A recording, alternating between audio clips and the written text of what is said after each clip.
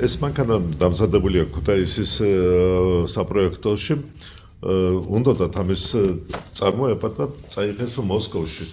მაშინდელი სამინისტროში რო დაეთქისებინათ, მაგრამ რატოღაც უარი უთხრეს. მიზეზი, როგორც ამბობენ, იყო რომ ასეთ მანქანებს აწარმოებდნენ სხვა ქარხნებშიც.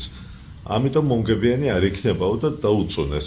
სამწუხაროდ ბიჭებმა ჩამოიტანეს უკან და ქალაქ მაშინდელი ავტოქარხნის მთავარი მხატვრის გივი იობიძის სახელოსნოში ინახებოდა ეს.